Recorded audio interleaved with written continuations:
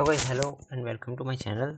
तो बात कर लेते हैं, देखो जो लेटेस्ट वैकेंसी निकली है ऑल इंडिया के अंदर, वो के बारे में। तो चलिए वैकेंसीज को देख लेते हैं। डिफरेंट डिफरेंट वैकेंसीज हैं, डिफरेंट डिफरेंट पोस्ट के लिए, सबके लिए अलग अलग रिक्वायरमेंट इन्होंने रखी हुई है। जो चीज़ है, ये चीज़ है कि इन्होंने वैकेंसी जो निकाली हुई है, ये निकली हैं कहाँ पे? आसाम और अरुणाचल प्रदेश में। देखिए आसाम के अंदर है और अरुणाचल प्रदेश के अंदर, इन दोनों डिस्ट्रिक्ट, इन दोनों स्टेट में निकली हुई हैं। और मेनली जो ये निकली हुई हैं, ये एक्सप्लोरेशन से रिलेटेड है। मतलब कि आपको जो काफ़ी रिमोट एरिया में रहना पड़ेगा, इन्होंने क्लियरली बता दिया है। जो एरिया होगा ये एक्सप्लोरेशन का एरिया होगा, आसाम और अरुणाचल प्रदेश में। तो इन दोनों जगहों पर आपको जाना पड़ेगा पोस्टिंग के लिए। अब चेक कर लेते हैं कि वैकेंसी क्या क्या निकली हुई है। सबसे पहली पोस्ट जो निकली हुई है 12th बेसिस पर है, लेकिन इनके लिए जो ग्रेड पे है, ये ग्रेड इन्होंने 3 का लिखा है। पे स्केल कितना है? 26,600 से लेके 90,000, मतलब ये वाला ग्रेड पे इन्होंने रखा हुआ है। और इसके लिए क्या क्या पोस्ट हैं 12th बेस पर निकली हुई है। पीसीएम आपके पास में होना चाहिए, physics chemistry math 12th pass out होनी चाहिए।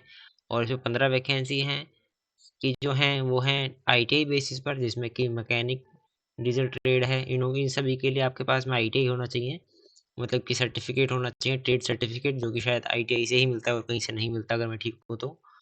और जिसमें कि हो गई mechanic, diesel trade, fitter trade हो गई। और इन सभी में 10th पास साथ में होना चाहिए। बॉयलर अटेंडेंट का होना चाहिए सर्टिफिकेट, वेल्डर का होना चाहिए, इंस्ट्रूमेंट मैकेनिक ट्रेड होनी चाहिए। इन सभी की वैकेंसीज यहाँ साइड में आप देख सकते हैं, यहाँ पे लिखी हुई है।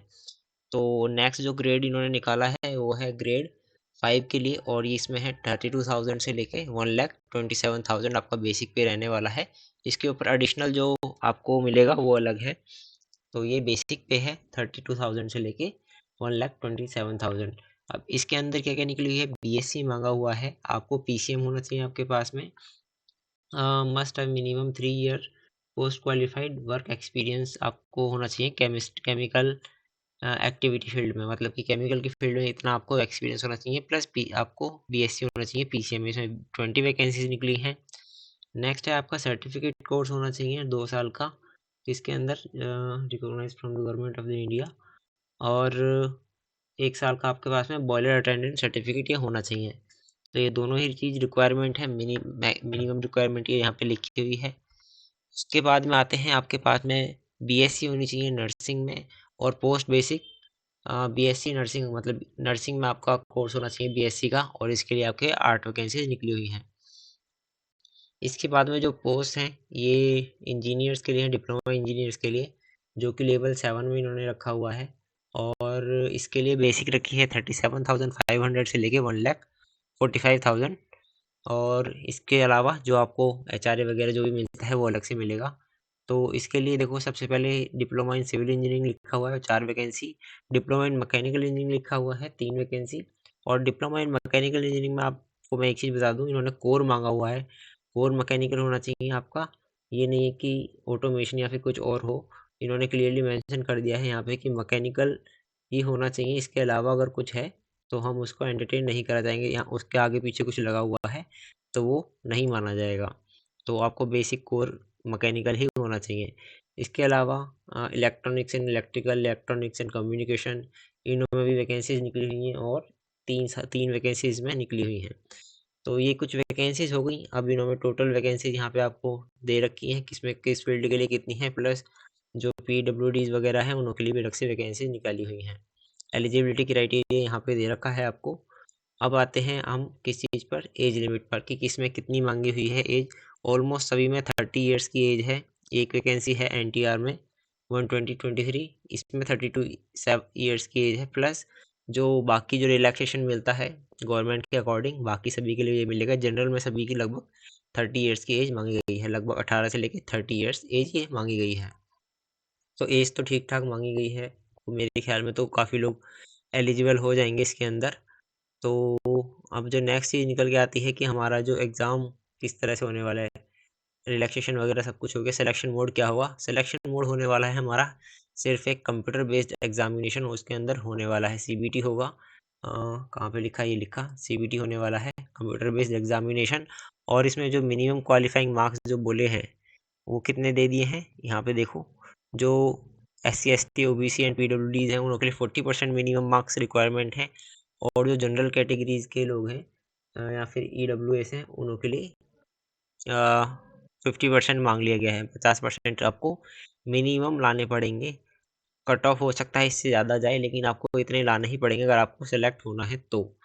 तो ये तो हो गया कि प्रोसेसर क्या होने वाला है, सब्जेक्ट क्या क्या आने वाले हैं इसके अंदर इन्होंने यहाँ पे दे दिया है। पहले नंबर पर देखो ए में क्या दिया है, English language, general knowledge, general awareness and question related to oil India limited, मतलब ऑयल इंडिया लिमिटेड से रिलेटेड क्वेश्चन होने आएंगे। ये कितने होंगे, 20 क्वेश्चन, 20% क्वेश्चन होंगे। जितने भी क्वेश्चन आएंगे उसके 20% प्लस रीजनिंग, अरिथमेटिक और न्यूमेरिकल एंड मेंटल एबिलिटी, मतलब कि रीजनिंग वगैरह जो होती है उससे 20% आएगा।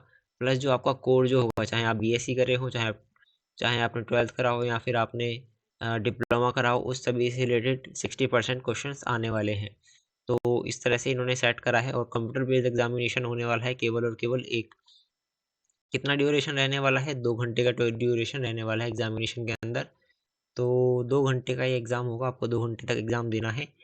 और इन्होंने जो फॉर्म बोला है उसके अंदर इन्होंने क्लियरली मेंशन कर दिया एक जगह कि, एक मिनट, हाउ टू अप्लाई में होगा वो, मेडिकल फिटनेस वगैरह सब कुछ हो गए। एक मिनट मैं नीचे लेके जाता हूँ, आपको फ़ीस भी बतानी है। फ़ीस आपको ने अभी तक हमने फीस, हाउ टू अप्लाई, देखो इसमें लिखा है कि आपको कैसे कैसे आप ऑनलाइन ही अप्लाई करना है। जो भी सब कुछ है ऑनलाइन ही होना है। इसमें आपको अपना फ़ोन नंबर और ईमेल आईडी आपके पास में होनी चाहिए। और आप जब अप्लाई करेंगे तो क्लियरली सब कुछ एक बार में ही करें, क्योंकि दोबारा आपको मौका नहीं मिलेगा। प्लस जो फ़ीस जाने वाली है वो कितनी होगी, फ़ीस होगी आपकी 200 रुपये। कहाँ गया फ़ीस, हाँ, 200 रुपये जनरल कैटेगरी और EW, ठीक है, 200 रुपये इन्होंने फ़ीस रखी हुई है। प्लस इन्होंने एक चीज़ इसमें मेंशन कर दी है, एक्सक्लूडेड GST, मतलब इसके अंदर GST हो सकता है कि लगे। और SC ST EWS and PWDs के लिए ये फ्री है फ़ीस, मतलब फ़ीस एग्जम्प्ट कर दी गई है इन लोगों के लिए, तो उनको कोई भी फ़ीस नहीं देनी है। All details,